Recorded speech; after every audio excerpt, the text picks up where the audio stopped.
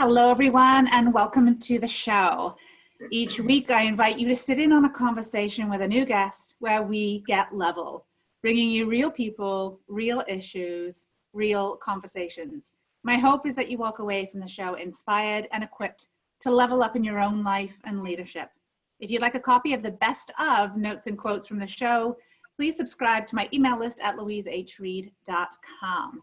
Finally, I love to give away exclusive Lady Boss loyalty swag as a way of saying thank you to you for spending your time with me. So to get your hands on some, simply comment on a podcast episode with the hashtag LadyBossLoyalty and you'll be automatically entered into the draw. Without further ado, let me welcome and introduce you to today's guest. And Sylvia, beautiful Sylvia. Welcome to the show. And Sylvia, I forgot to ask you, before I slaughter your beautiful last name, perhaps you, I meant to ask you moments ago, perhaps you could share with us your name and then let me please introduce you by means of sharing a bio. Absolutely. So my name is, one of the reasons I have an exclamation point beside my name is because it's really easy to pronounce Sylvia. So we can just say Sylvia, but my last name is Marusyk. Marusyk. I should have it was just phonetic. I could have phonetically just, so yep. Sylvia Marusyk is everything you never knew you wanted in a public speaker. The owner and innovative mind behind MindBody Works, a Canadian company focusing on creating and maintaining health and wellness in the workplace. Sylvia is fun, sassy, and passionate about safety and health. As an occupational therapist with almost 30 years of experience and expertise in the field of health and safety, she emphasizes that prevention is the key to creating happy, healthy individuals, employees, and businesses. The former host of the Happy Hour with Sylvia radio show, international keynote speaker, activational mentor, and industry expert, has proven that the way we look at corporate health, safety, and wellness is due for a change of perspective, and Sylvia is leading the charge. Her entertaining presentations focus on a proactive approach to building healthy lives and workplaces through her use of humor and her incredibly dynamic presentation style. Sylvia leaves audiences laughing, learning, and going home with the tools and confidence to change their lives for the better. Sylvia, once again, welcome to the show, my beautiful friend. Thank you so much, Louise. It's so great to actually virtually meet you because I have followed you and Jay for several years now and love the work that you do, and I am so honored to be here. Thank you. Oh, I love hearing that. It warms my heart. So thank you for that. Thank you for being such a fan of the show, and I'm thrilled as well that Jay has finally connected us and we're making this show happen. There's so many, as you know, as my listeners know, there's so many things I always want to explore, which is why I love I'm so fortunate to have a show that's almost 1 hour long. So many neat things. And one of the things that jumped out to me when I read your bio was, I don't think people think of health and safety and fun and dynamic in the same sort of sentence. That's very true. Right. And so even though I've grown up in the HR space, I've worked in HR and corporate for 20 years, had my own business for a few and still work in corporate HR as a consultant. I still feel like that, right? And I'm in that sort of space. So help us understand how you approach this concept a little differently. Yeah, so that's a really interesting question, Louise. And actually, no one's ever asked me that question before. And so I'm going to be answering this for the first time in my own heart and out loud. Well, sorry and thank you at the same time. Right? I love this. I love when interviews are organic and not prepared. Because here's what I understand about health and safety. It's a serious business. But when we make it really serious for people, we're activating their heads, right? We're giving them rules. We're telling them what the protocols are. We're giving them instructions, directions. We access the head.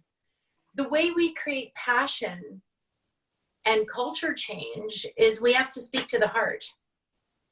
Because if we only talk to the head, we're just not getting buy-in, right? If you say to a smoker, you know, who's been smoking for 30 years, these are the statistics and you know what's going to happen to you and blah, blah, blah. I can tell you they've heard it all before. But when you say to them, what's the most important thing in your life? And you see their whole body language change, their face light up, and they say, my grandchildren. And then you gently ask, do you want to be there for their graduations? And suddenly the conversation about quitting smoking is different. Oh, so I'm not a smoker. I've got tears in my eyes. I know, I have goosebumps, right? We got to talk to the heart. One of the reasons our safety and health initiatives are not being successful is because we're not creating buy-in. Now, I'm not saying fun is the only way to create buy-in, but damn it, like if I have to rake leaves, you know, for the next like 4 hours, and I hate it, and all I can think about is how awful it is. If somebody's doing it with me and we're talking and we're joking and we're laughing and we're doing it safely, that's a really different experience. So my approach to health and safety is to take a very serious subject and to try to put a slightly lighter spin on it. I have some very cheeky titles. Like one of my presentations about respect in the workplace is called Respectfully Up Yours. And you have to say it that way, because that's really what people are thinking. Do not talk to me about respectful workplace policies again, because the most disrespectful person in the office is my boss. I don't want to hear this. So when we spin it, and I kind of try, you know, to create cheeky, fun titles, we can take a serious subject and kind of have some fun with it and learn. People learn better when you hit their heart and you make it enjoyable for them. They feel safer. And so that's what I try to do. So much goodness in all of that. You spoke straight to my heart, and I know that others will be able to resonate with whether it's the smoking example you gave or whether it's the respectful workplace and respecting the workplace and whatever that has been for others in the country that they may live in. Everyone knows that legislative training that has to happen can be difficult to take in a way that's actioned. Yeah, like I don't want to, if I want to have a good night's sleep, I'll skip the sleeping pill and read the policy, right? Exactly. Well, you're lucky. HR is lucky if that happens, if they read the policy, right? Never mind absorb it. Okay. So you've been working in this field, you said, for almost, or I said through your bio, for almost 30 years. Yeah. What turned you on to this sort of approach? Because no doubt when you went through school, this wasn't the approach, I'm guessing. No. So help us understand either, you know, from your past and, you know, and how you've knitted things together, woven things together. Help us understand how this came to be. Good question. So I was always interested in the field, probably since the time my father had his first massive stroke and I attended physiotherapy with him. That would have been when I was 12. And my father was a horribly abusive man. He was a very troubled individual, and he was a very physically abusive man. So going to physiotherapy with him was a really interesting role reversal, you know, taking care of someone who was not caring. And it was really good for me. And I really felt such a connection to the whole rehabilitation thing. And then, so I became an occupational therapist, and I was working with all of these very sick people all the time. And then I eventually, within a few years of my career, moved into the field of inpatient psychiatry. And I got to tell you, the most courageous individuals on the planet are inside a psychiatric facility, because they have nothing to live for, and yet they fight. The most beautiful souls. I get goosebumps thinking about them, because I just looked at them every day and thought, you guys are freaking heroes. because you keep trying and you keep going out there and you keep coming back and we keep putting you back together and you try again. And so watching and working with some very, very sick people began to feel very discouraging to me. And then my mother died at 66 of cancer.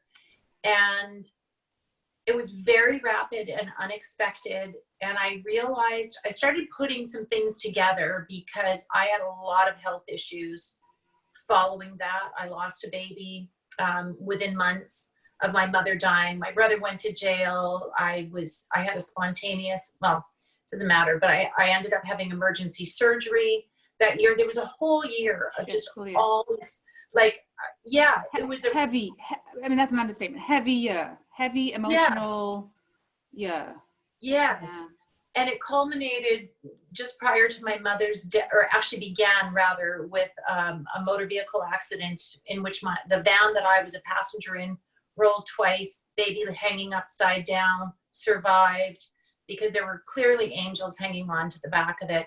So all of these things converged, and within, the next 5 years or so, I had one health condition after another. And I realized at that point that I was living my mother's life. That's what she experienced, one health condition after another.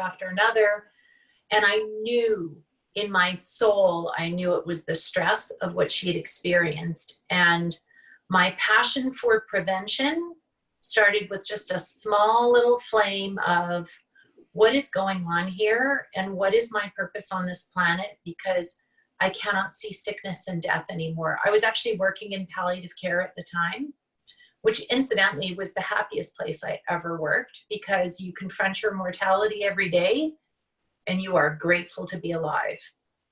Beautiful place to work. So then I'm going to be in tears. I'm going to be in tears by the time this is over, for sure. Sorry, please carry on. Good. This is really, so moving. And I do want to just jump into a few areas, if I may. We could.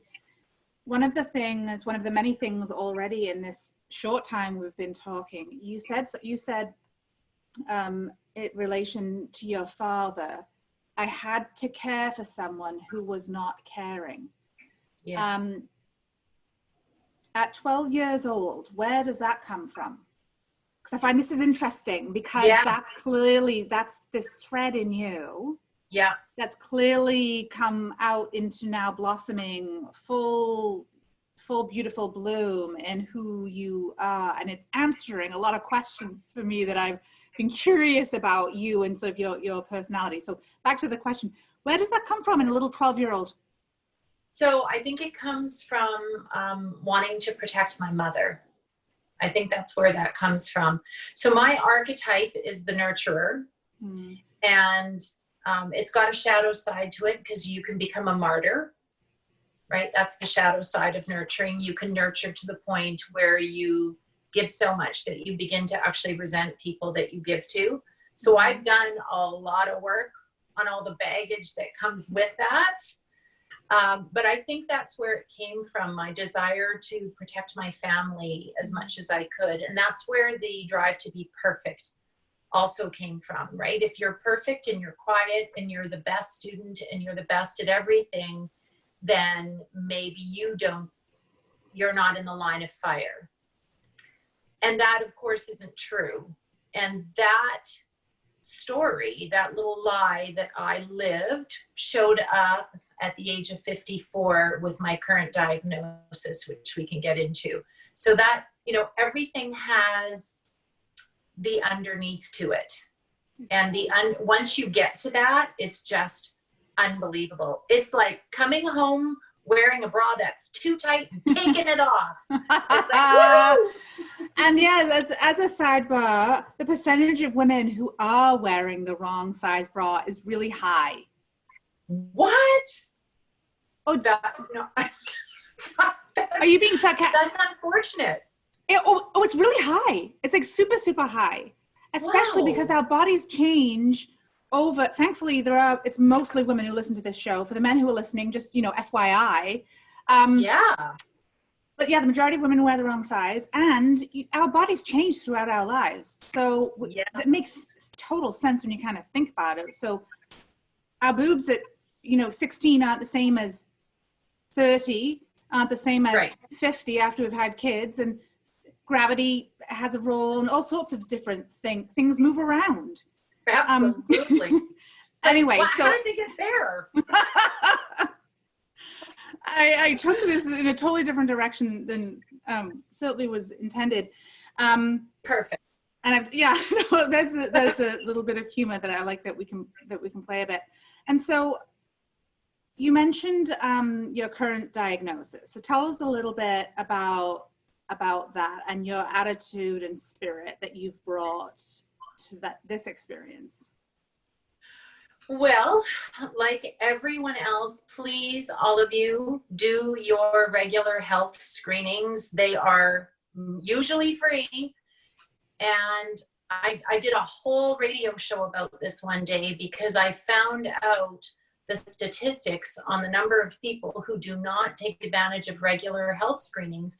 And for example, nurses have the lowest adherence in Canada to regular health screenings of any other professional group. Wow. Talk about the caregivers not taking care of themselves, right? Too busy taking care of everyone else. So because both sides of my family have a family history of, a strong family history of cancer, and most of the people in my family have been diagnosed in their 50s and died in their 50s. My mother died in her 60s. My father was just barely 70 when he died of cancer. Both sets of grandparents had cancer. So, and I've had 2 siblings die of cancer in their 50s, another sibling diagnosed in their 50s, and I am in my 50s. Now, when you drink the Kool-Aid, Louise, you become exactly what you fear. So I have this extremely healthy lifestyle. I have been following the work of a remarkable Canadian. Oh my gosh, she would make an awesome guest for your show. Her name is Julie Daniluk, and she is the most incredible. She's a holistic nutritionist, but she's so much more. But she has this beautiful, like, Western research blended with Ayurvedic and traditional Chinese medicine approach to health. Awesome. Oh my gosh. Life-changing for me. So I have been following her lifestyle protocol. It's not shakes, it's not products, it's not gimmicks, it's just food and lifestyle. Right?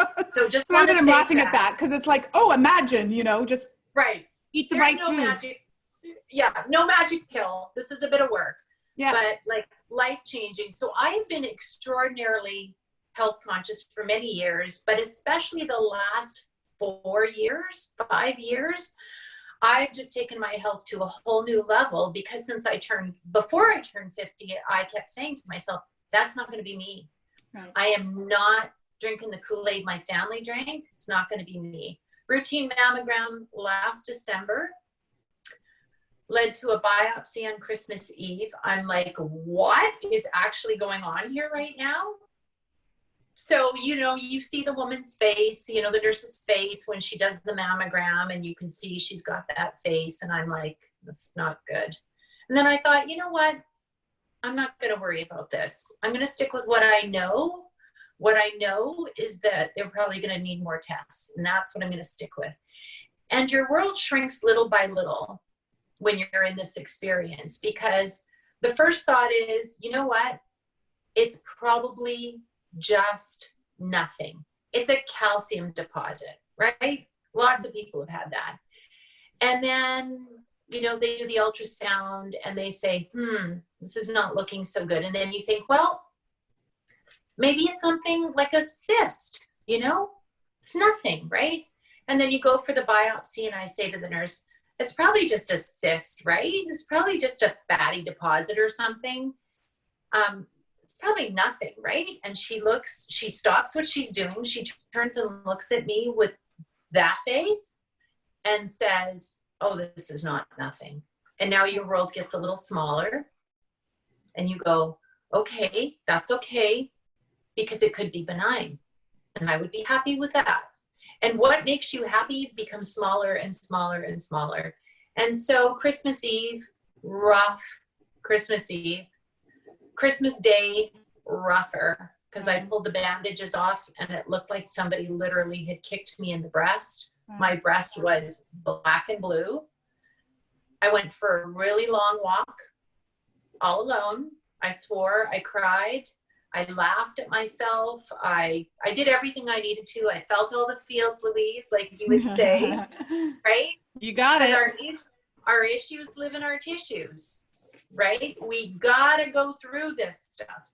By the time I came home, I was ready for whatever was gonna come. I thought, that's it, man. Like, I'm in it now.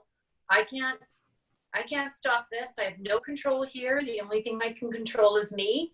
So I'm going to feel what I need to feel. And I'm going to be here for my kids who are going to be scared out of their minds. I was diagnosed first week of January. Wow. Welcome to the new year. And my daughter was with me at the time. And when I came home that evening, that was not a good day. It was definitely not a good day. We got home and my son was here, and my son was a little emotional. And I said to him, honey, I'm going to be okay. It's okay. Talk to me. What's going on?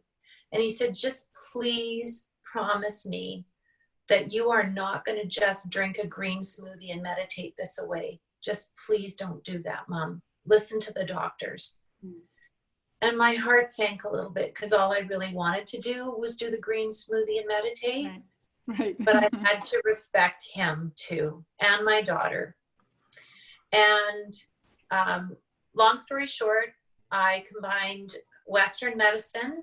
I did not want to do chemo, and I really worked hard on not going down that rabbit hole, because when you start to fear something, it controls you. I didn't want to do chemo. I didn't need to do chemo. I didn't want any of my test results to come back negative. They didn't come back negative. I wanted to only do a few weeks of radiation, not the 5 weeks they offered me. And I kept tuning in with my morning meditation, like what's going on with my body? What is my body telling me? And my body was telling me it didn't want that much radiation. And then they offered me 3 weeks, which I accepted. And then they offered me 5 days, and I finished my 5 days on Monday. Woo-hoo! And I'm free and clear. You are free and clear. Congratulations. Thank you for sharing all of that. I want to emphasize to listeners that we're talking about, this was last Christmas. This was 2019.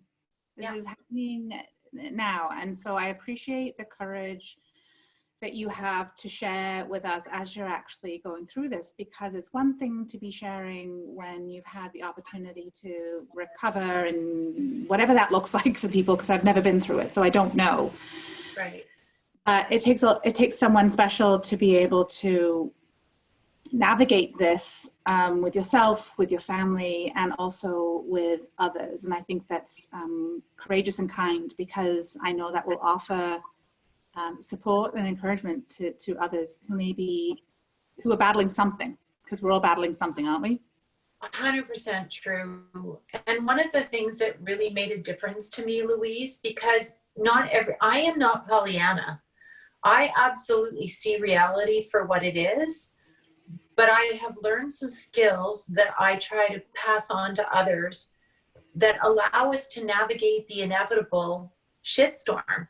Because I always say this in my presentations, if you're going through a good time in your life right now, you better enjoy it, because it's going to be over. And if you're going through a tough time, hang on, because it will also be over. So it's how we navigate these difficult times that create resilience and a foundation of well-being and peace. Happiness is so, we all say we just want to be happy, but happiness is so relative. Like today I'll be happy if my printer works. Tomorrow I'll be happy if I can get those red shoes that are on sale. That's not really happy, right? We call that happy, but what I want is a contented soul. I want to know in my soul that I'm okay. That to me, that contentment, that peace, that is happiness. And if I've created a life where I feel that no matter what. I feel the other stuff too, but I let it go and I surrender knowing that everything is going to be okay. And I don't mean that in a cliche way, but think about every mountain you ever stood in front of and said, I am never getting through this. I've done it.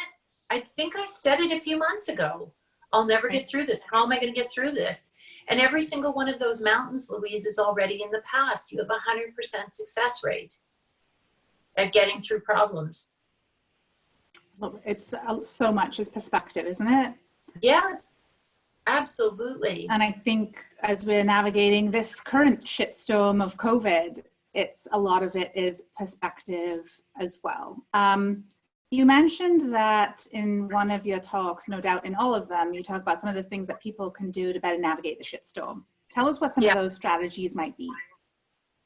So one of the most important things is, I guess what I'd like to say first of all is awareness is always the key, right? If you are blissfully unaware of what your state is, right, you're going to be in trouble. So I love your expression, you've got to feel the feels.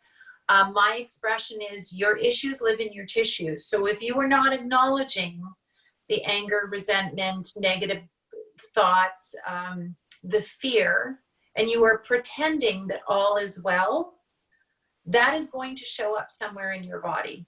You know, in traditional Chinese medicine, emotional trauma shows up in your back. When people say to me, you know, I don't know why I keep having this recurrent neck and shoulder pain, and I've done an ergonomic assessment and I can't find the cause, my next question is, what is feeling like it's wrapped around you so tight that you cannot let go of? What are you dealing with emotionally? So we know these things to be true. So the first thing I would say is we need to have some awareness of what's going on internally. And I would say the best analogy for that is the boiled frog analogy. How hot is the water that you are currently in? You know the analogy, if you put a frog in water, and you put that water on the stove and you crank up the temperature a little bit at a time, that frog continuously accommodates to the temperature to the point where it won't even jump out to save its life. Like, is your water boiling, people? That's the first thing you got to tune into, right? So absolutely. First of all, so what am I feeling? What am I going through right now? If you cannot say, I am really content with my life and I have peace, I do not have toxic influences in my life, I am not afraid, I sleep well, I feel well, I'm at my ideal weight. Like if you're not saying all of those things, check your water temperature and then find out who's cranking up the dial for you. Oh, right? Oh my gosh, so so many gems in that and so much to unpack. I wanted to, what you were sharing about when you said, what am I feeling? I love that you asked, or gave us some questions to consider, like about ideal weight, about, other things in possibly relationships as well. Like, what do your relationships look like? Are they fueling you or are they energizing you or are they depleting you? The reason I'm bringing this up right now is because I just became aware of this magnificent man. I think he's magnificent based on what I've learned of him so far. He was on Brene Brown's podcast. And what specifically triggered me is when you asked the question, what am I feeling? So his name is Dr. Mark Brackett, and he wrote a book recently, Permission to Feel. And he has in this in his book, and you can just Google, I've not got his book, you can just Google his mood meter. And in it, it shows you all of the different moods. I mean, you'll know this to be true, the moods and the labels of these moods that we all have. Because we tend to, and Brene Brown labeled it, the mad, glad, sad trilogy. Yeah. That's kind of what we know. Yeah. So how are you feeling? People, including myself, until I started to actually read this is true. We don't go under the covers of our feelings. We really don't. Right. And so it can be, it's very, very difficult, I think. And so if you if that is you who's listening right now, I wanted just to emphasize that that is also normal.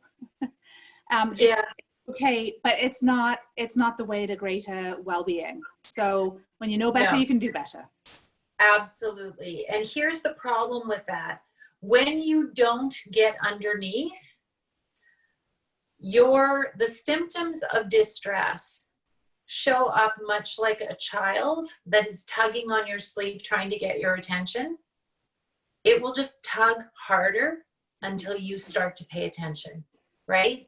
So what we do is we make excuses. We say, well, I have a headache because I went to bed late. Or, you know, my left hip is sore because I probably overdid it in my exercise class. But these things are recurring and they're happening over and over and over again. And I say this with respect, we lie to ourselves so that we don't have to deal with the truth, which is, because let's be honest, if we were to look at some of these symptoms and say, if my mother had said, oh my gosh, all of these health issues are because of the chronic stress of living with a man that beats my children and that makes me terrorized, she would have had to do something about it.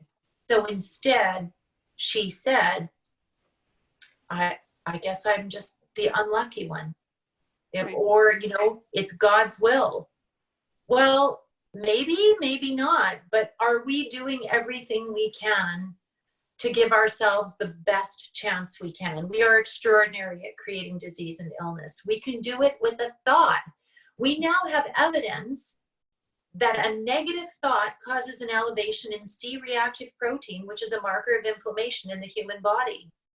We also know that when we are in our negative state of mind, in fight or flight, we're upset, we're angry, we're resentful, we're unforgiving, we're homicidal, we're fearful, that puts our mind body into a state of fight or flight. And in that state, our frontal lobe takes a vacation and we react from our primitive brain, which is to be selfish, self-centered, protect ourselves at all costs, don't cooperate, right?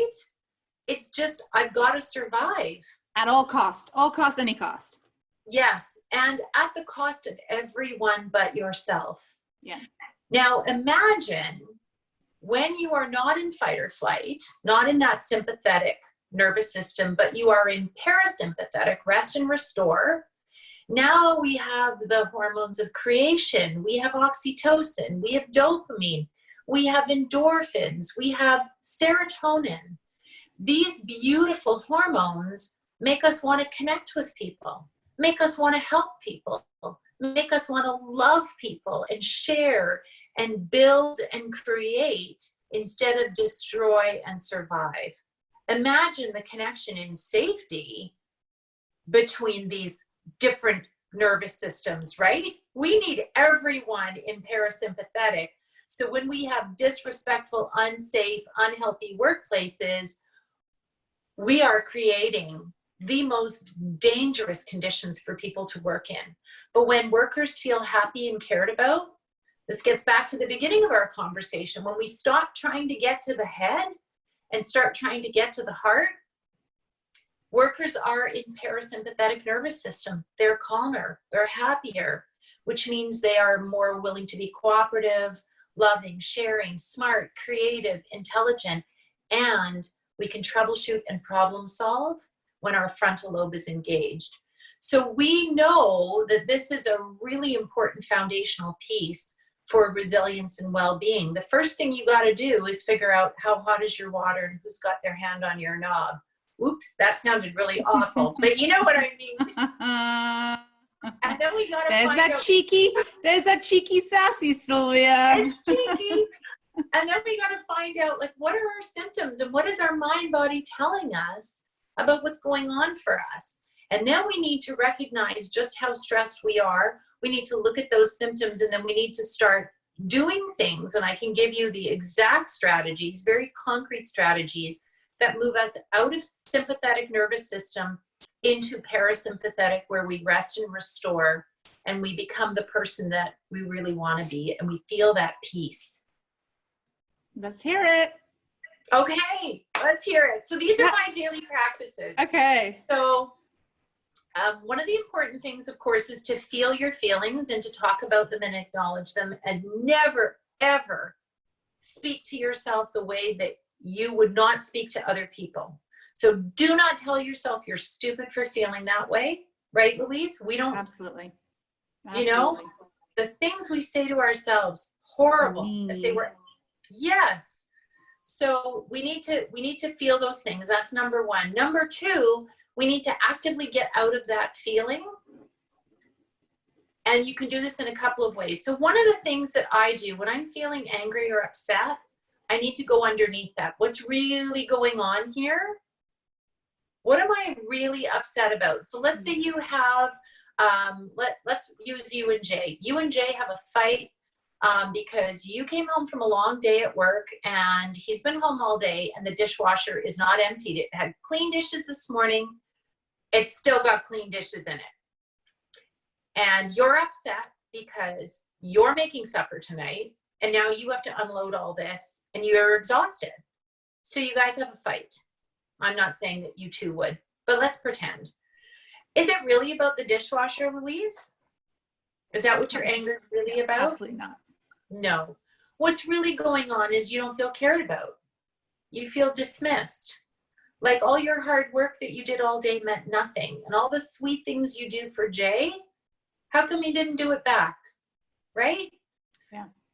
That's what we need to get to, is what's underneath the underneath. And when you know what that is, then you work through that. Then the question is, Louise, is that really true that Jay not unloading the dishwasher is him Byron saying, Katie? Is this a Byron Katie stuff? It could be. Okay. Yes. Right? Well, you've added some layers. There's an integration. You're integrating different concepts, right? Right. So the question is, what do we really know for sure? Because the biggest stressors in our life are not real. They are in here. Mm-hmm. That does not make, I'm not dismissing them, but they are not real. Okay, that's how powerful your mind body is. What happens in here has a direct and immediate impact on what happens in your body. A negative thought causes an elevation in inflammation. It's that fast. Yeah. Right? Really. So we need to control that piece. Sorry, go ahead, Louise. No, I was just to emphasize, just to make the point, it really is. And we know so little about our own bodies. I don't know, I probably know more than the average person because I'm passionate about it and I studied biology, but I think generally most people probably know more about their cars, even if they don't know a lot about cars. Right. They likely know more about their own car than they do about how their body functions. I would agree wholeheartedly. And we look to the experts like a doctor to tell us what is or isn't right. You know, I tune into my own body now. I've learned to meditate every day. And I tune into my own body to feel what's right and what's not. And I'll tell you, I never, ever felt like I had cancer. So I have never uttered these words, I have cancer. You will never hear me say those words. I have always said, I've been diagnosed with, because my body does not feel sick. I never felt like I had it. I never will feel like I had it. Did I have it? Didn't I have it? It doesn't matter, because the gift that came from it is priceless. I couldn't have got the gift that came from this diagnosis any other way. And I'll share that in a moment because it has to do with going underneath. So we need to get underneath and we need to figure out what's really going on. That's the first piece. And then we need to prioritize getting the poison out of our system, because every negative thought, every moment of anger, every moment of distress is like a little drop of poison in an IV going into your arm. And you have control over the drip. So you can decide, I can feel homicidal right now because that person cut me off in traffic. I'm feeling the feels. These issues are not going to live in my tissues. I'm acknowledging I'm angry. I know why I'm angry, because I feel disrespected in traffic right now. That's all really good. But unless you get that crap out of your system, all of that means nothing, because you'll just stay in that loop. So now we have to say, okay, this anger is not serving me.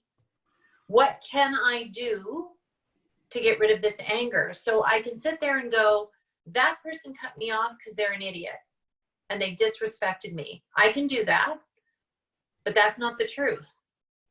And the only way to know the truth is to pull the guy over and say, so, or the woman over and say, so are you an idiot? I'm just checking, right?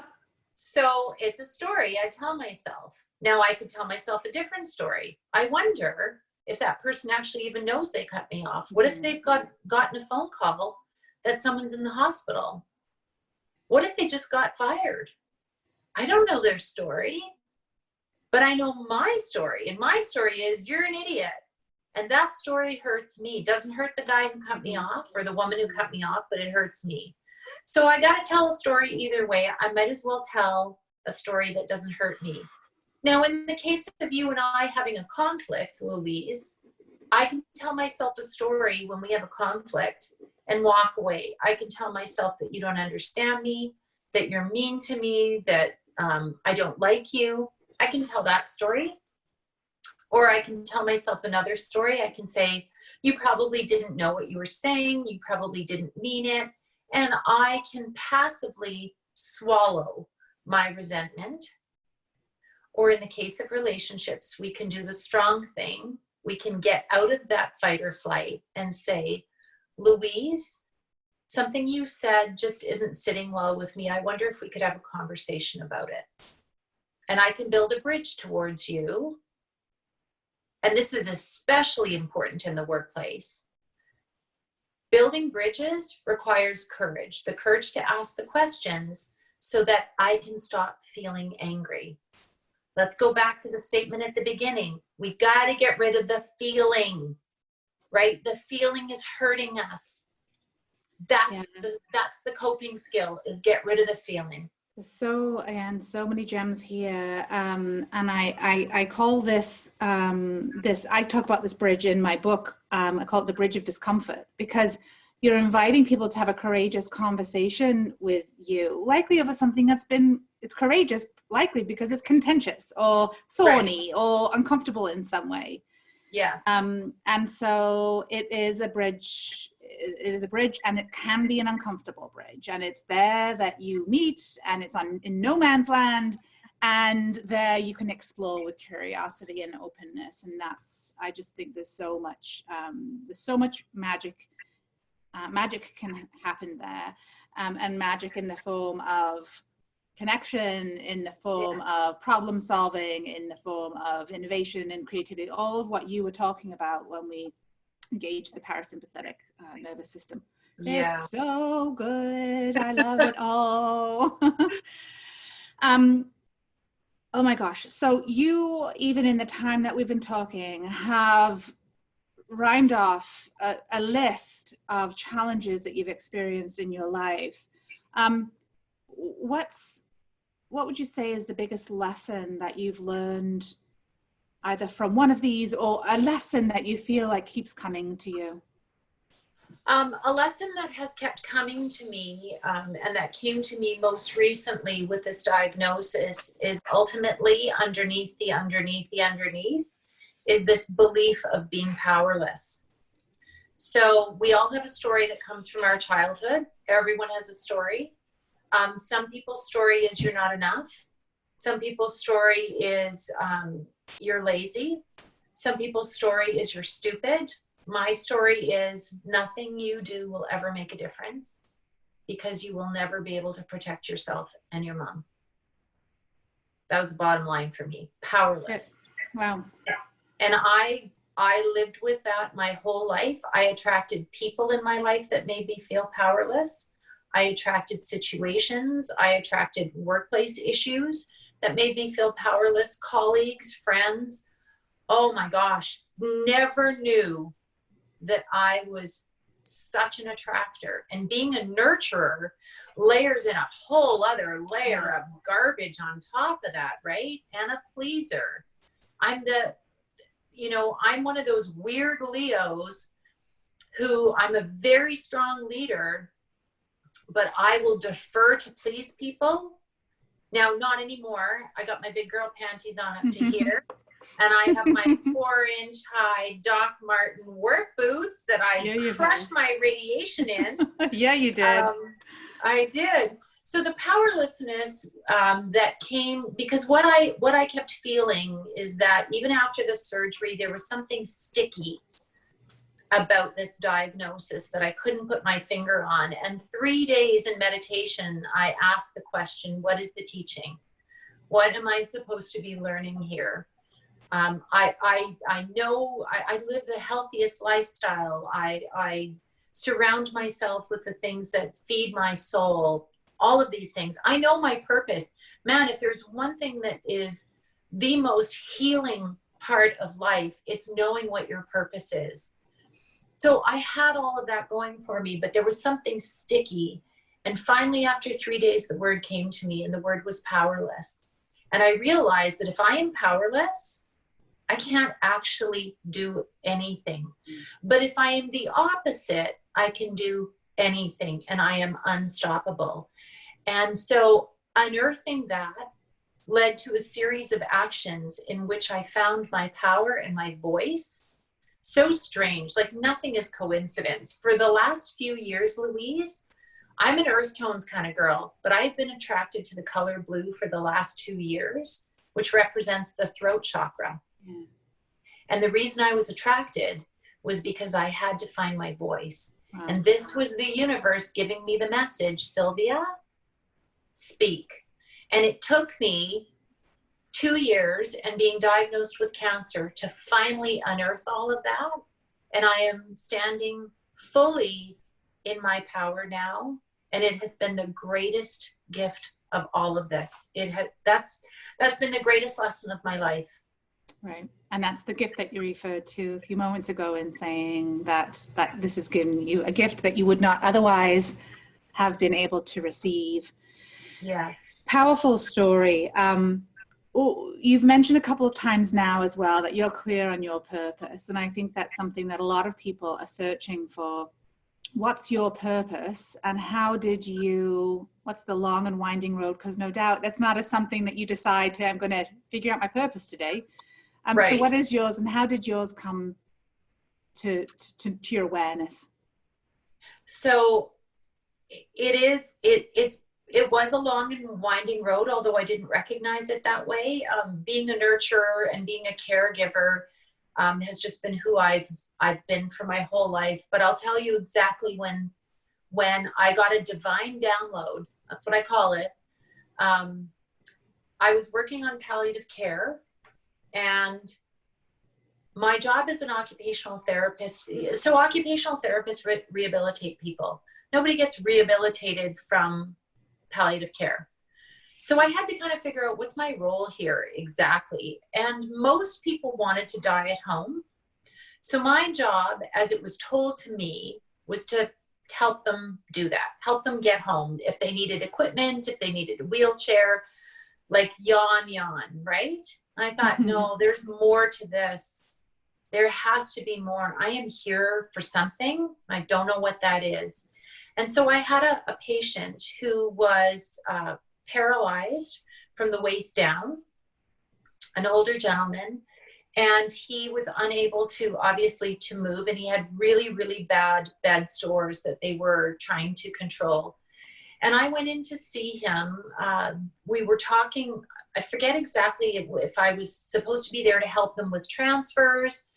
I'm not exactly sure what it was that I don't remember what the referral was for, but of course I talked to him.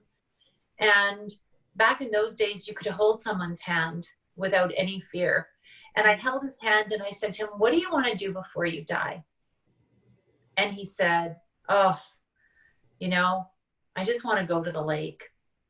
And I said, tell me about the lake. So we talked. And I looked at him and I looked at his wife and I said, I'm going to make sure you get to the lake.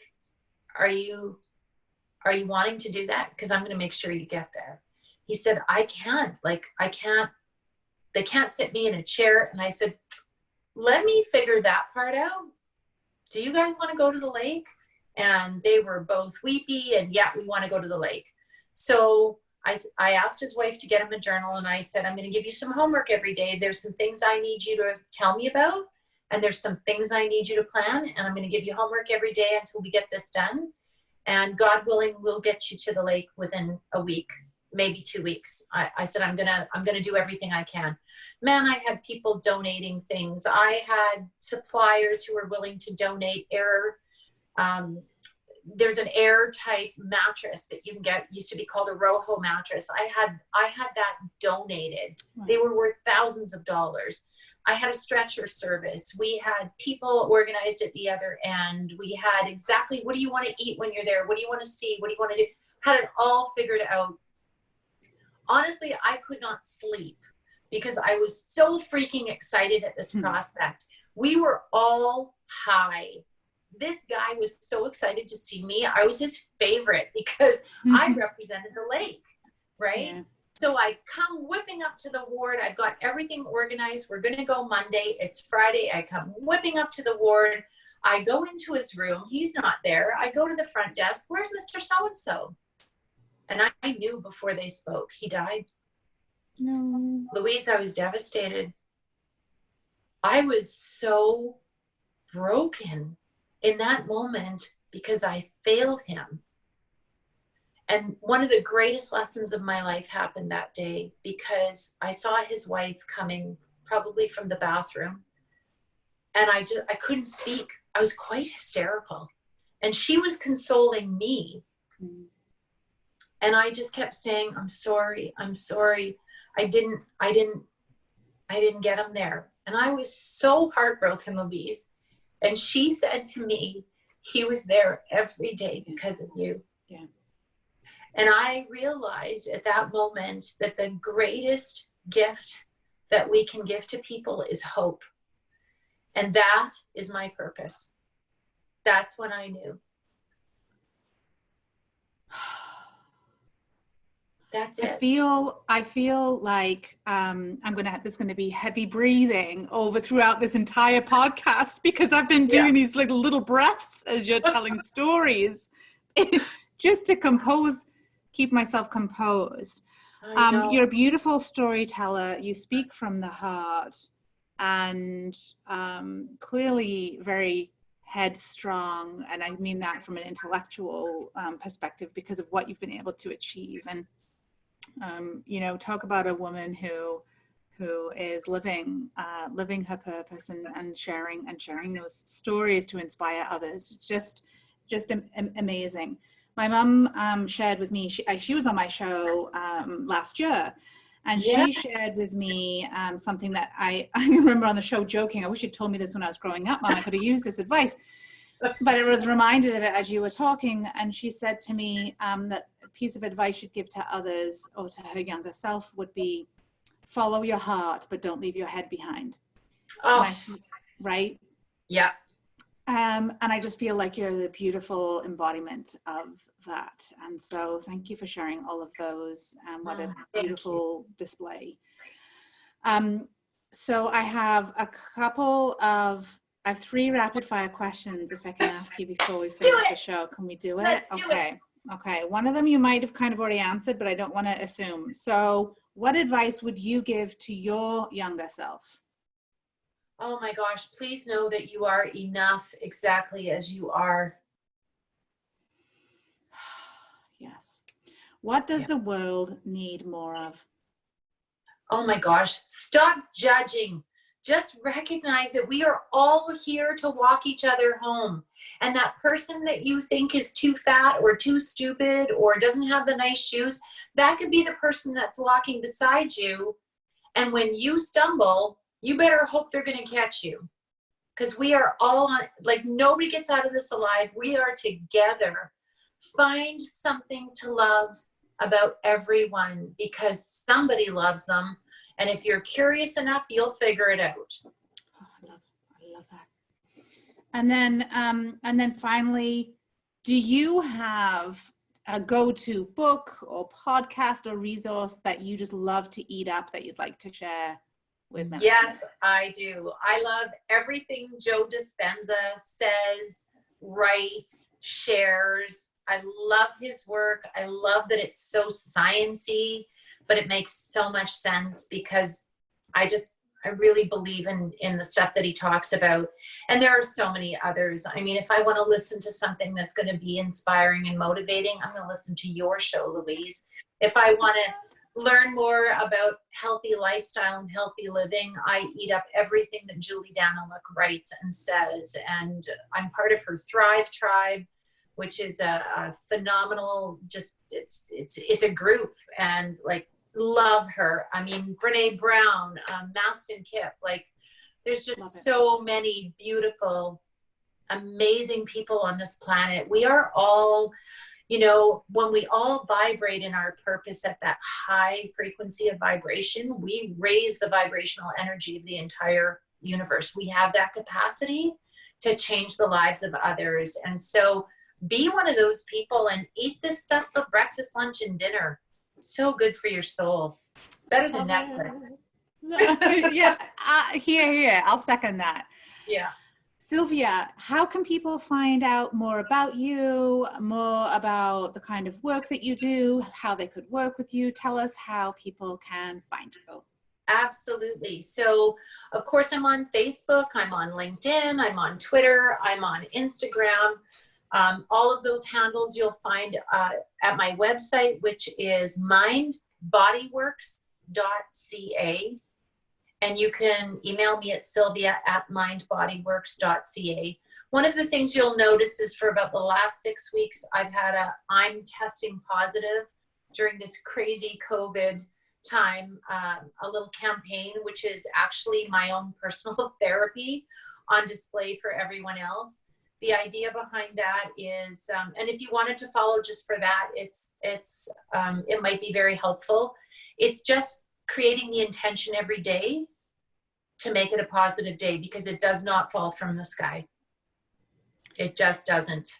It doesn't. Our brains are wired for negativity, and so we have to be intentional with that. I love that. I love you. I love that you chose to spend all of this time with me and with my listeners. Thank you so very much, Sylvia. Thank you, Louise. And I cannot wait to come to Toronto, Ottawa, and get together with you and Jay. We are going to have a beautiful meal together, and we're going to hug till like Thursday of the next week.